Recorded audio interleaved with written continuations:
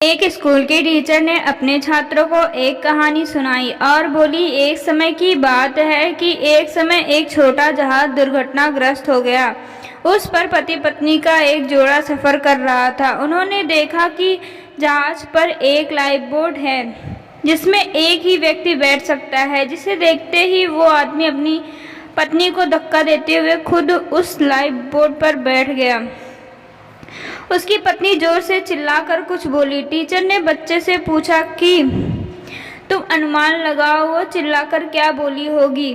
बहुत से बच्चों ने लगभग एक साथ बोला कि वो बोली होगी, तुम बेवफा हो, मैं अंधी थी जो तुमसे प्यार किया, मैं तुमसे नफरत करती हूँ। तभी टीचर ने देखा कि एक बच्चा चुप बैठा है और कुछ बोल नहीं रहा है। उसने उसे बुलाया और कहा, बताओ उस महिला ने क्या कहा होगा।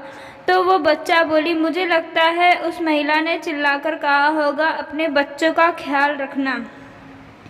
टीचर को आश्चर्य हुआ और बोली, क्या तुमने ये कहानी पहले सुनी है? उस बच्चे ने कहा, नहीं, लेकिन मेरी माँ ने मरने से पहले मेरे पिता को यही कहा था।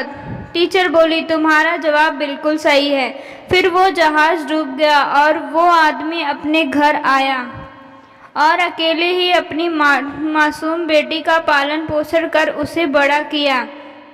बहुत वर्षों के बाद उस आदमी की मृत्यु हो जाती है तो वो लड़की को घर के सामान में अपने पिता की डायरी मिलती है, जिसमें उसके पिता ने लिखा था कि जब वो जहाज पर जाने वाले थे तब ही उन्हें ये पता लग गया था कि उनकी पत्नी एक गंभीर बीमारी से ग्रसित है और उसके बचने की उम्मीद नहीं है।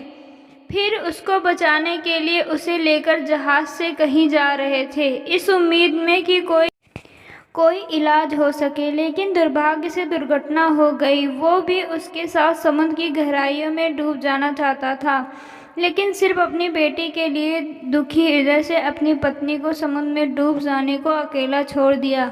कहानी खत्म हो गई। पूरी क्लास मौन थी। टीचर समझ चुकी थी कि छात्रों को कहानी का मोरल समझ आ चुका था।